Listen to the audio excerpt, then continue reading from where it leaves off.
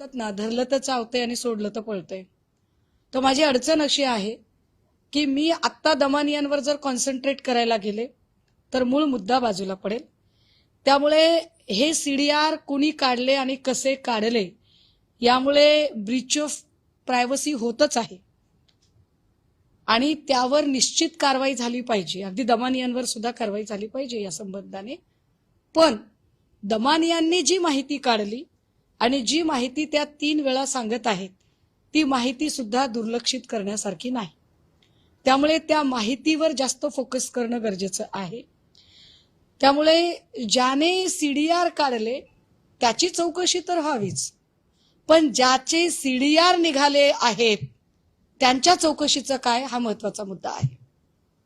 विशेषतः जर राज्याच्या उपमुख्यमंत्र्यांचं नाव दमानिया घेत असतील तर हे गंभीर आहे. आणि काय एसआयटी ही हिम्मत करणार आहे का की त्यांनी एकनाथ शिंदेंची चौकशी करावी? कारण माझ्या अडचणी अशा आहेत की ड्रगच्या प्रकरणामध्ये मी फार म्हणजे फार अगदी 3 वर्षांपासून मी त्याच्यात भांडतीये, पण त्यात अजूनही म्हणाव्या तशा कुठल्याही चौकशा होत नाहीत, तपास होत नाही, त्याला वेग मिळत नाही. आता हे नवीन अघोरी तंत्रमंत्र विद्येचं प्रकरण आलंय. ही अघोरी विद्या, हे तंत्रमंत्र प्रकरण, हे सगळंच महाराष्ट्राला पुन्हा अजून 5-25 वर्ष मागे नेणारी गोष्ट आहे. आणि त्याच्यामध्ये जर नाव महिला आयोगाची एकेकाळची प्रमुख म्हणून चाकणकरांचे येत असेल किंवा राज्याचे मुख्यमंत्री असणाऱ्या व्यक्तीचं नाव जे आता उपमुख्यमंत्री आहेत त्यांचं येत असेल तर हे गंभीर आहे. त्यामुळे हे कॉल एकनाथ शिंदेंनी कशासाठी केले, का केले, याची चौकशी होणं गरजेचं आहे. मी जसं आधी म्हटलं की ज्याने सीडीआर काढले त्याची तर चौकशी झालीच पाहिजे की त्याला सीडीआर कसे मिळाले. पण ज्याचे सीडीआर निघालेत, कारण ज्या अर्थी दमानिया इतक्या वेळा म्हणतात त्या अर्थी दमानियांचं म्हणणं त्याच्यात काही तथ्य असेल.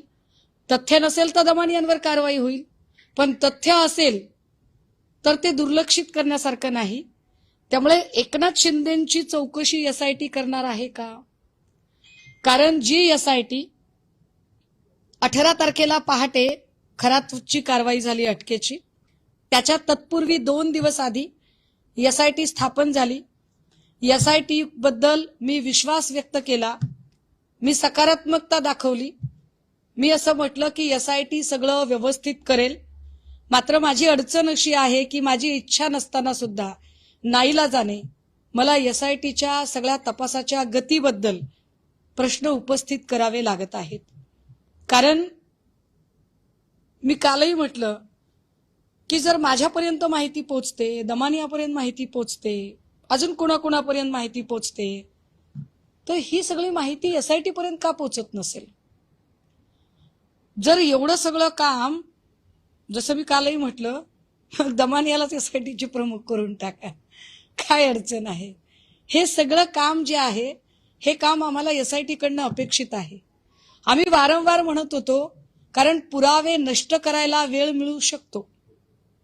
ज्यांच्या बद्दलची ही माहिती पुढे येते किंवा 21 मिनिटाचं संभाषण झालंय, काय संभाषण झालंय आम्हाला माहित नाहीये. 13 कॉल केलेत, इतके इनकमिंग आहेत, इतके आउटगोईंग आहेत. मग एवढे इनकमिंग आणि आउटगोईंग कॉल अतिशय महत्वाची नावं आहेत. एकनाथ शिंदे म्हणजे काही दुर्लक्षित करण्यासारखं नाव नाहीये. दीपक केसरकर हे दुर्लक्षित करण्यासारखं नाव अजिबात नाहीये. आणि या नावांच्या कडून जर कॉल होत असतील तर हे अत्यंत वाईट आहे. तेव्हा या सगळ्या नावांची चौकशी होणं तितकंच गरजेचं आहे. ते झालं पाहिजे. ते का होत नाहीये? चाकणकरांना अजूनही चौकशीला बोलावलेलं नाही. चाकणकरांच्या सोबतचा नामकर्ण आवारे, जो सगळी ही भोंदूगिरी स्थापित करण्यासाठीचा कल्प्रिट नंबर 1 नामकर्ण आवारे, नामकर्ण आवारेची सख्खी मुलगी गमेच्या घरात दिलेली आहे. Game one of the trustee Shivnika ट्रस्टचा. या गमे आणि नामकर्ण आवारे नंतर ललित पोफळे, जे अत्यंत महत्वाचं नाव आहे. ललित पोफळे सीए. ललित पोफळेने अनेक बड्या नेत्यांच्या मदतीने काही कंपन्या उभ्या केल्याची माहिती पुढे येते. या कंपन्या, हे बडे नेते यांची नावं आमच्याकडे आहेत. त्याचे इनपुट आम्ही वेळोवेळी एसआयटीला देण्याचा प्रयत्न करत आहोत. मी 2 वेळा पुनरुच्चार केलाय, आज पुन्हा सांगतेय. नाशिकच्या काही वरिष्ठ स्तरावरच्या पोलीस अधिकाऱ्यांचा सुद्धा यातला समावेश, त्या पोलीस अधिकाऱ्यांचे इनपुट आम्ही एसआयटीला दिलेले आहेत. मात्र त्याही दृष्टीने कुठलीही सकारात्मक पावलं पडलेली नाहीत, हेही तितकंच खरं. अजून एक महत्वाची गोष्ट, अशोक खरातची पत्नी कल्पना खरात, मुलगी सृष्टी खरात, आता मुलगा काहीतरी गायब झाला वगैरे अशी काहीतरी बातमी येते की त्याची चौकशी केली गेली होती आणि चौकशीच्या नंतर तो काहीतरी गायब झाला वगैरे. पण जर असं होत असेल तर हे वाईट आहे. या लोकांनी जर उद्या पुरावे नष्ट केले तर याला जबाबदार कोण? काय नेमकी एसआयटीची अडचण असेल की एकाच वेळेला खरातची मुलगी, खरातची पत्नी, खरात यांना ताब्यात घेतलं जात नाही? भांडे नावाचा जो अधिकारी आहे, या भांडेची पत्नी, तिच्या नावावरची जी प्रॉपर्टी आहे त्यांची चौकशी कधी होणार आहे? दीपक लोंढे हा खरातचा अत्यंत निकटवर्तीय आणि तितकाच निकटवर्तीय दीपक केसरकर यांचा. दीपक केसरकरांनी कितीही नाही म्हटलं तरी दीपक केसरकर हे या सगळ्या अनेक कड्यांमधली एक महत्वाची कडी आहेत. दीपक केसरकर पळ काढू शकत नाहीत.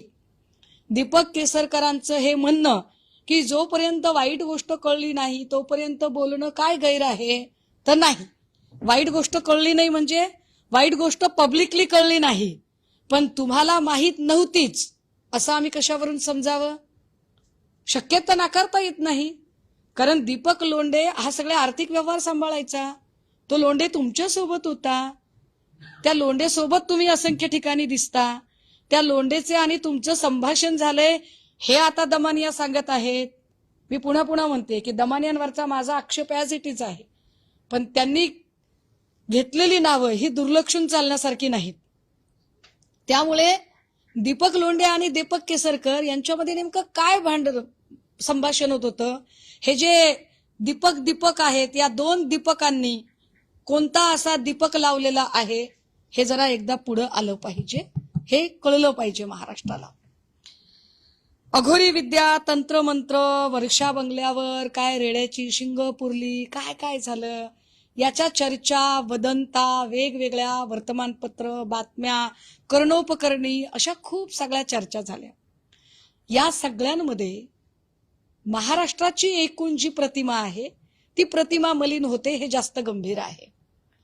अजूनही आम्हाला कळलं नाही, चर्चा खूप येते की कुणाच्या तरी फोटोवर फुल्या मारल्या गेल्या. आम्ही खूप माहिती घेतो तेव्हा काही लोक दबक्या आवाजात म्हणतायत की अशा फुल्या या राज्याचे विद्यमान मुख्यमंत्री श्रीयुत देवेंद्र फडणवीसजी यांच्या फोटोवर फुल्या मारल्या. काय खरं काय खोटं आम्हाला माहित नाही, आम्हाला याची कल्पना नाही. पण राज्याच्या मुख्यमंत्र्यांच्या फोटोवर फुल्या मारण्या इतकी हिमाकत जर कोणाची होत असेल तर ही राज्याला हादरवणारी गोष्ट आहे. त्यामुळे हे कोण लोक आहेत, यांना का फुल्या माराव्याशा वाटतात? फुल्या मारण्यामागची यांची भावना काय आहे? म्हणजे खरातांकरवी जर कोणी अशोक खरातच्या हातून कोणी तंत्रमंत्र विद्या करू पाहते, कोणी अघोरी विद्या करू पाहते, तर तो कोण आहे? असा कोण असेल की ज्याला काही फायदा होतोय? काय नेमकं हे घडत होतं? कारण महाराष्ट्राच्या शीर्षस्थानी असणारी ही एवढी महत्वाची नावं आणि त्यांच्या नावाच्या संबंधाने जर एवढ्या गंभीर चर्चा बाहेर येत असतील तर महाराष्ट्रातली जी जनसामान्य जनता आहे ती सुरक्षित आहे असे कसे मानावे? त्यामुळे एसआयटी जर तपासाला वेग घेत नसेल तर या प्रकरणामध्ये अगदी सीआयडीचा समावेश व्हावा असं आमचं म्हणणं आहे. कारण एसआयटी अजूनही चाकणकरांना अजूनही चौकशीला बोलावत नाही. चाकणकरांना समन्स आलं असं साधारणतः 8 दिवसांपूर्वी कळलं, त्याच्या पुढचे 3 दिवस चाकणकरांनी सोयीस्कर मौन बाळगलं. 3 दिवसानंतर चाकणकरांना अचानक कंठ फुटला आणि त्या म्हणाल्या की असं समन्स मला आलंच नव्हतं. याचा अर्थ आम्ही काय काढायचा? चाकणकर SITला बोटावर नाचवतायत का? चाकणकर सांगू पाहतायत का की माझा पाठीराखा इतका मोठा आहे की SIT आणि या सगळ्या यंत्रणा याचा मला फरकच पडत नाही? की याचा दुसरा अर्थ काढायचा की लोक दबक्या आवाजात म्हणतात की बाबा SIT प्रमुखांची आणि चाकणकरांची चांगले गुड रिलेशन आहेत. आम्ही नेमकं काय म्हणायचं याला? कारण तपास पुढे जात नाहीये. तपास पुढे का जात नाही? अजूनही आर्थिक स्रोत का तपासले जात नाहीत? CDR बाहेरचा माणूस काढतो, SIT काढत नाही. हे SIT साठी गंभीर आहे. हे ब्रीच ऑफ प्रायव्हसी तर आहेच आहे, पण तो CDR SIT काढू शकत नाही. हे SITचं अपयश वाटत नाही का? त्यामुळे परत एकदा विनंती की या सगळ्या लोकांची, कारण ऑन फ्लोअर ऑनरेबल चीफ मिनिस्टरांनी सांगितलेलं होतं की आम्ही आजी माजी सगळ्याच संचालकांची चौकशी करणार आहोत. गृह खातं चौकशी करणार आहे, पण आजी माजी संचालकांची चौकशी झालेली नाही. ती चौकशी होणं गरजेचं. जो कोणी असेल, मी पुन्हा म्हणते, जो कोणी असेल, जी काही 30-40 नावं आहेत त्या 40 नावांमध्ये कोण कोण आहे? काही जण असे पण आहेत जे आमच्या नजरेत आहेत की जे आमदार नाहीत पण आमदारापेक्षा कमी नाहीत, जे आमदार नाहीत पण आमदारापेक्षा कमी नाहीत, आणि ज्यांचा वावर बऱ्यापैकी मंत्रालय आणि परिसरात आहे, अशी सुद्धा नावं यात आहेत. या सगळ्यांची चौकशीच्या संबंधाने वेगवान पावलं उचलली गेली पाहिजेत.